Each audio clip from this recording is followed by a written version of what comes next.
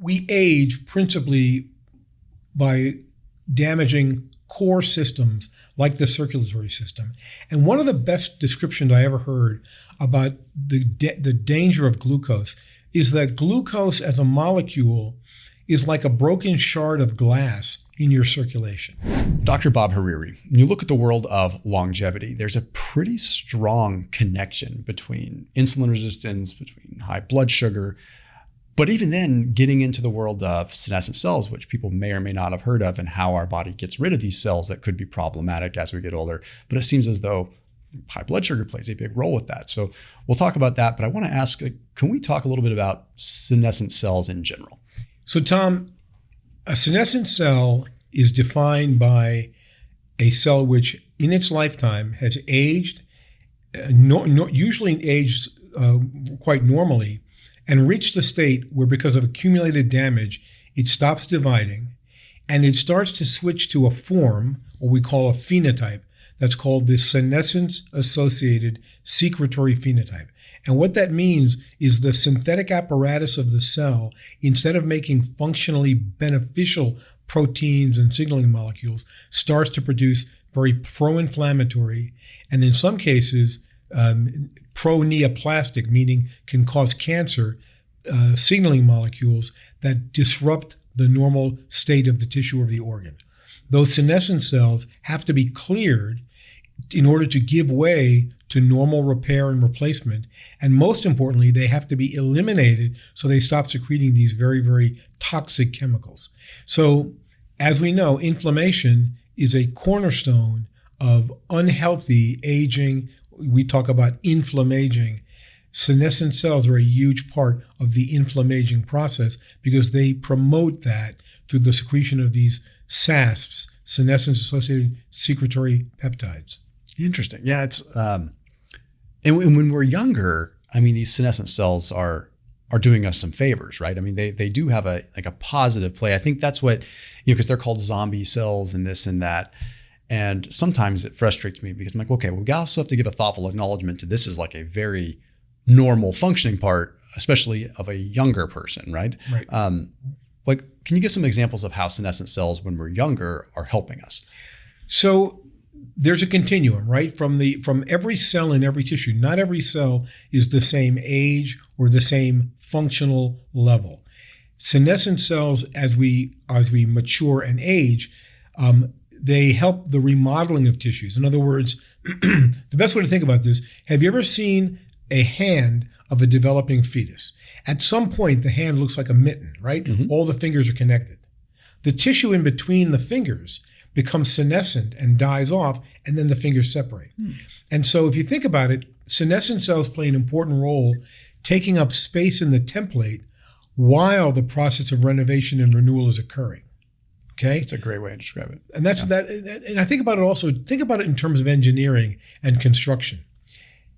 You have to put a scaffold up to build a wall, right? You need to put a scaffold up to build a structure in a home. That scaffold becomes senescent and gets torn down after the main structure takes on its integrity. That same thing occurs with senescent cells in our tissues and organs. After today's video, I put a link down below for Thrive Market. That is a 30% off discount link plus a free gift. So 30% off your entire grocery order. The thing I like about Thrive Market is they're trying to help get gnarly processed foods out of people's fridge and out of people's pantries. So these are healthier for you options, better for you options, and the prices are highly, highly competitive. So a lot of times you're gonna find prices cheaper than the grocery store and it's delivered directly to your doorstep. So when it comes to like recalibrating your pantry, Thrive Market really, really is solid. It's very helpful to be able to have all your grocery shopping at your fingertips so you're not stressed about finding the right things. You can search. You can do a quick search for gluten-free. You can do a search for paleo. You can do a search for sugar-free, for keto, for this, for that, all at your fingertips, and then it's delivered directly to your doorstep. But let's be real, we're all pinching some pennies, so the best thing about it is that 30% off discount link off your entire grocery order using that link down below. I use my Thrive box consistently. I'm always changing up stuff. I'm always getting a Thrive order coming in a couple times per month, and it helps save me a bunch of money, but it also gets me some really cool stuff that I otherwise wouldn't find at the grocery store. So check them out in the top line of the description underneath this video. That's interesting. Yeah, I've kind of joked before that like a senescent cell is sort of like, okay, imagine you've got, Grouchy old uncle. or I've said, okay, let's say you have the ability to temporarily clone yourself to get a lot of work done, right? So it's great. You're like, oh man, I've got so much work. If only I could clone myself. Okay, let's say you could. You clone yourself, although this clone of yourself lacks some of the integrity in the things that you do, but he has the ability to at least go to work for you. Well, what happens when that clone, because he's a clone like you, gets attracted to your wife and starts sleeping with your wife? Then the clones become a problem, right? So then that senescent cell or that clone is no longer helping you. Now he's deleterious to your life because he's just, having sex with your wife and ruining your family, right? So the point is that I've tried to describe it that way. I'm like, okay, to a certain degree, they're helpful, but when they, I don't want to say have a mind of their own, but when they get out of hand or when they're more dysfunctional as we're older, then they're problematic. And you want to clear them, right? Yeah. So I couldn't agree. That's a very good description, and it harkens images that we can talk about offline. But the bottom line is that nefarious character that you want to eliminate could be thought of as that senescent population. And likewise, you can't renovate a house. You can't replace broken structures in a home unless you do some demolition work. And that demolition work is targeting the senescent cells in our body. And by getting rid of them, you make room for new renewal and renovation with healthy young cells. So are there ways, because you hear of compounds that are anti-senolytic or senolytic, like are there things that we can do to help clear our senescent cells? Even things like, I know people obviously will talk about fasting. I know that is definitely a potential one. Are there compounds, are there foods that have these properties or anything like that? So interestingly, the way that senescent cells are cleared normally in our body is through the activity of natural killer cells. And we've talked about this in the past. Natural killer cells are a very specialized form of white blood cell that's part of the innate immune system, meaning they're pre-programmed. And they're pre-programmed to attack and destroy certain threats that exhibit themselves by the expression of molecules on their surface. We call them stress ligands or stress antigens. And those are like red flags that say, hey, I'm a cell that's acting abnormally. I'm acting abnormally because I was infected with a virus. I'm acting abnormally because I have cancer, or I'm acting abnormally because I'm senescent. And once those red flags are expressed on the surface of the cell, NK cells track to them and specifically surgically remove them. Okay, that's how normal senolytic senoablative function occurs. Now, the key good actor in all that is the NK cell. You want to maximize natural killer cell function. One of the ways to maximize NK cells is to make sure that you have a very, very low level of free glucose. Glucose inactivates natural killer cells. It's one of the reasons why high blood sugar associated with diabetes is associated with damage to the immune system. You get infections, you have higher risk of certain diseases, you damage your own tissue with high levels of glucose. So keeping your hemoglobin A1C, which is the best long-term marker of glucose control, is critically important. And by the way, with the advent of new drugs like GLP-1 agonists, the Ozempics, the Wegovy's, et cetera, you're going to see better overall glucose control. You're going to have, and that's going to have benefits in maintaining high performance immune function, and it's going to have benefits in preserving high performance natural killer cell function, all of which should pay benefits to our health and longevity. Yeah, I do think, we don't need to go down that rabbit hole too much, but I do think, there's always this hard stance on either pro-Ozempic or anti-Ozempic and whatnot. And I think that GLP-1 receptor agonists can play a very interesting role, and they've been around a lot longer than people think, just because we've had a recent rise in discussion of them in the last year. I mean, these things have been around for a while. Yeah, and we have tools to control glucose. Yeah. Metformin is a great drug, right? Metformin's been around a long time, and it's been associated with benefits in lifespan and health. And a lot of it has to do just with improving sensitivity to insulin and keeping circulating glucose levels below a threshold that glycosylates your proteins. And if you do that, you protect yourselves from the negative consequences of diabetes. So if someone is, let's just say, I'm going to just talk about the context of someone that's, an athlete, and they are training so much and are keeping their glucose high for like a Tour de France athlete. This is an extreme example, right? And you may or may not have an answer, but I know the recent literature is almost for optimal performance, which may not be optimal for health. Like some of these Tour de France guys are like keeping their blood sugar like north of 150 during their rides. I mean, they're just keeping it high because they're getting that much extra little bit of performance. Not trying to go too far off tangent, but because they are having a utilization of the glucose at that time, do you think that is still negatively impacting them from a longevity perspective? Probably not. And by the way, it's tough.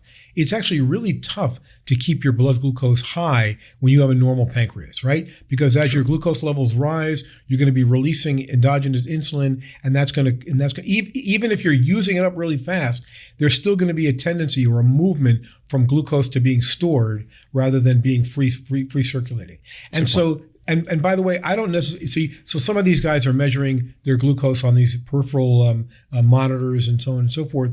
But I would say that there's no long-term negative consequence, especially in a highly physically active glucose burning state. I don't think that's a problem at all. And I bet you if you monitor them over time, their glucose has come down to normal very quickly.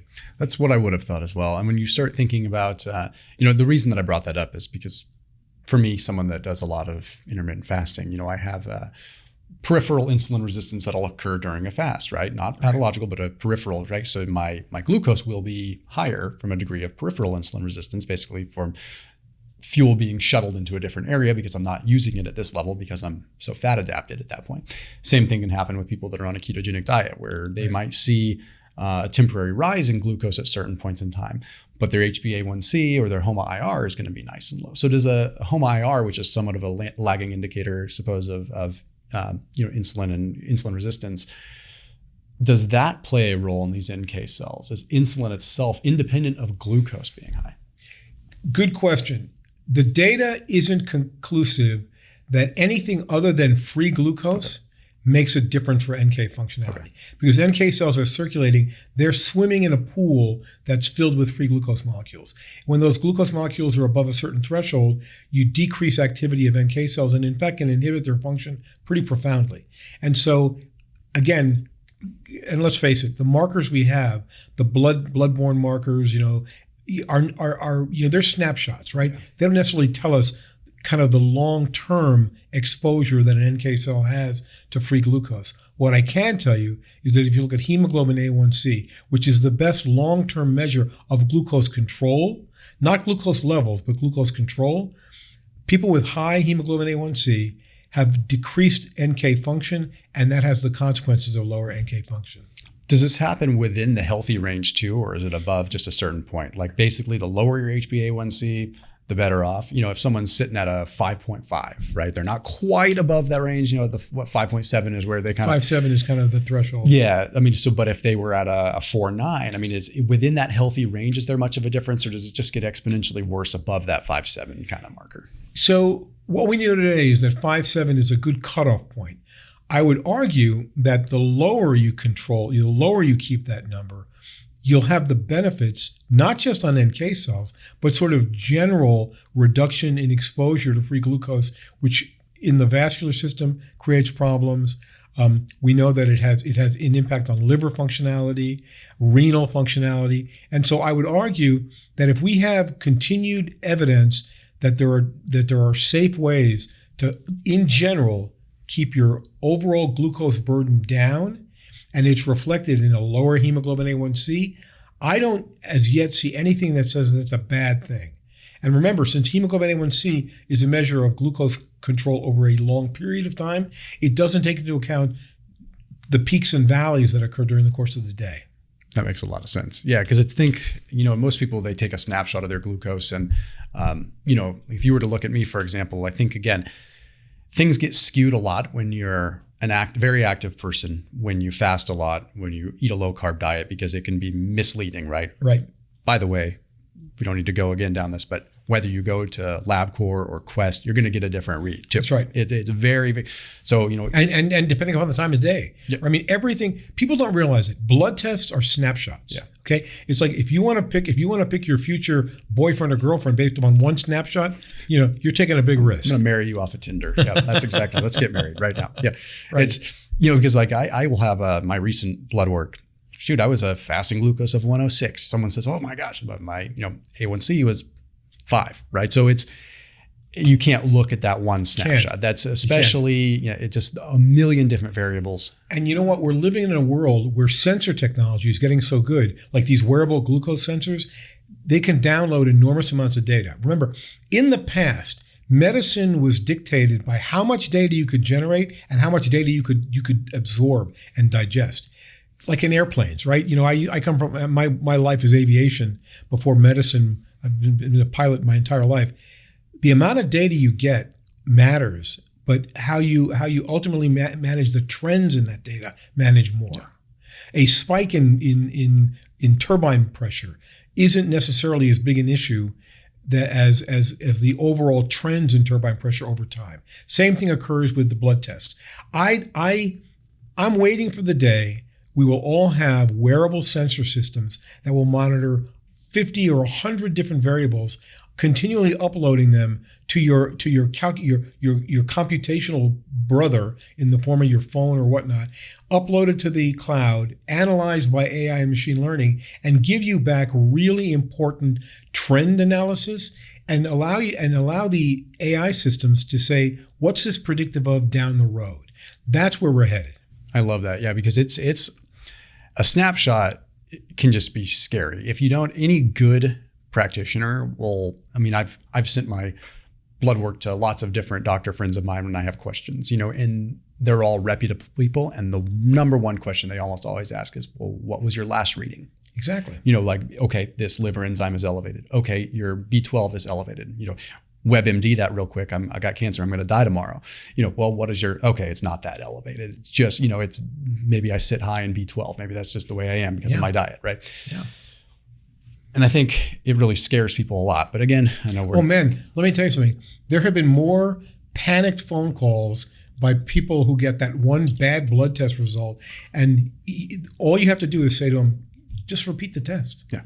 And 9 times out of 10, the repeat value is so different from the one that alerted everybody. Yeah. And if you can't follow the trajectory of a change in a value, particularly a blood test value, you're actually doing a disservice to making any kind of diagnostic judgment about that. And I've always felt that way. What other ways, from a glucose standpoint, can keeping glucose levels lower and stable improve longevity? So, we age principally by damaging core systems like the circulatory system. And one of the best descriptions I ever heard about the danger of glucose is that glucose as a molecule is like a broken shard of glass in your circulation. And glucose damages the lining of your blood vessels, that endothelial cell lining, and stimulates 2 things: an inflammatory response that by definition is going there to try and fix things, but the way it fixes things is by doing demolition work. And if you're constantly demolishing the lining of your blood vessels, you're eventually going to scar those blood vessels. When I was in medical school, we were taught that atherosclerosis was a metabolic disease, right? It was a lipid management problem. Okay, I never believed that. I remember 35 years ago, I remember telling my colleagues and professors and so on, I said, I don't like the term atherosclerosis. I think vascular disease should be called degenerative vascular disease. Like you have degenerative joint disease, the same processes are taking place in your lining of your blood vessels. Degenerative disease has 2 pathways, either regeneration, where things get fixed to normal, or scarring. Vascular disease, which is a hallmark of aging, is a degenerative process manifest in scarring of the blood vessel wall. Those plaques you get on your blood vessels are scars. And so if you want to maintain your health as you age, stop anything that's going to create that inflammatory cascade that will lead to scarring in your blood vessels. Well, at least fortunately, we're starting to discuss that more. I mean, there's starting to be discussion being like, okay, yeah, we see that, T2D is going to make a higher risk for, cardiovascular disease. At least we're having that discussion, right? Like these two sides that almost operated independently are finally starting to talk to each other a little bit, because it's not saying that one or the other is the only cause or the only problem, but I mean, there's certainly an interplay with both. I was always shocked by how rapidly and acutely changes in blood glucose could affect things like your ability to fight infection. The perfect example is a post-operative person who's got type 2 diabetes. If they don't, and the stress of surgery elevates blood sugar and so on, and you get a secondary hormonal response, cortisol response, and so on. All these things cause your blood sugar to go haywire. When that happens, not only are your NK cells functioning abnormally, but your entire immune system functions abnormally. You can't, your neutrophils, the cells that protect you from bacterial infection, they stop working. So it wasn't uncommon that if I was rounding and I saw a patient who had a surgical wound and they suddenly developed a surgical abscess, the first thing I did was check their blood glucose and check their glucose control. Almost invariably, we saw that blood glucose was out of control. And no matter how much I drained that abscess and put them on antibiotics, if I didn't keep their blood sugar under control, that abscess would recur. Interesting. Yeah. And then, so in a situation like that, is it just a matter of, how would you control blood glucose in a situation like that? Well, back in the old days, it was all insulin, right? Yeah. We just put people on insulin, continued insulin monitoring. And back then we were taking blood sugar measurements every 3 hours, 4 hours. Come on, man. The resolution was terrible. Today, we can monitor blood glucose continually, instantaneously. We can look at the trends, and we can fine tune the amount of glucose control, either with insulin or with some other glucose management tool, like some of the GLP-1s or the metformins and so on. Bottom line is that if you keep glucose under control, you will maximize the efficiency and effectiveness of your immune system. With CGMs, you hear a lot of chatter on the internet that, okay, well, it's not beneficial for someone that isn't diabetic. It's not beneficial. In fact, it could be more harmful because it's encouraging people to develop obscure eating patterns and yada, yada. Okay, and give an acknowledgement to that discussion, sure. If you obsess over it and you don't eat a potato because you're afraid of the spike, yeah, you're looking at your CGM the wrong way. But coming from a physician standpoint, and looking at this data that you look at, is there a practical application for a regular person to wear a CGM? That's a really good question. With any new technology, there's always the early adopters, the obsessive adopters, right? And the non-adopters. In terms of continuous glucose monitoring, I think about it the way I think about blood pressure monitoring. You remember when the craze was you bought your parents for Christmas a home blood pressure monitor, the cuff and the machine. Then they got the wrist one, the finger one, and all that. So I think that data is as data does. And Mark Twain had a great quote. He said that there's three kinds of lies, right? There's lies, damn lies, and statistics. So when you collect data and you do a statistical analysis, you can make that data tell you whatever you want it to. And so the thing about continuous glucose control monitoring systems is that unless they're working with the data recovery, capture, and analytic tool, just looking at your number every 5 minutes obsessively is dangerous. But if you just allow it to create a data set and analyze the data set, the information you get back is very useful, just like with blood pressure. And by the way, there's nothing worse than only being able to capture data in the doctor's office or at the LabCorp place. Because when you go in there to get your venipuncture, you think that that's representative of the rest of your day. It's like you've heard of white coat hypertension, right? Yeah. The bottom line is your physiology changes so rapidly that unless you're continually monitoring when you're not thinking about it, some of the data may be very, very skewed. A really good way to put it. It's that way with anything. It's everything that it's like funny, I think 30 years from now, we're going to look back and we're going to say, Do you remember when we used to have to look at our blood work based on like one random reading every 3 months, and it's going to seem absolutely just archaic. Yeah. And it's just like this way we look at a horse-drawn carriage now. It's like, okay, we're not riding horses and we're not being, getting around that way. It's just like, it seems so foreign to us. So you know what I'm waiting for? I'm waiting for the day that medicine adopts the tools we have in aviation. So I fly jets, and when you get to certain advanced type of aircraft, there are two systems that are the beneficiary of decades of root cause analysis every time there was a problem. On my panel, I have two buttons. One is the master caution button, one's the master warning button. One flashes yellow, one flashes red. The master caution tells you that the data that's being collected says there's an impending problem that needs to be addressed so that it doesn't advance to a mission critical problem. The master warning, which flashes red, tells you that you now have something you have to act on immediately, or you'll have a potential fatal issue. We need that in medicine. Yeah.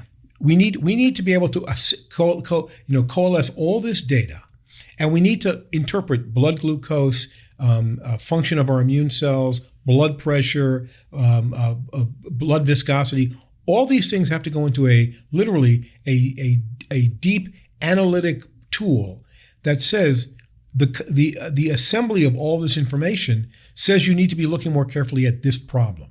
And when you can do that, so for example, if it's a combination of out of control blood glucose, out of control blood pressure, and out of control, renal issues, you can now create a strategy to correct the problem and actually prevent it from progressing to something that's an irreversible problem.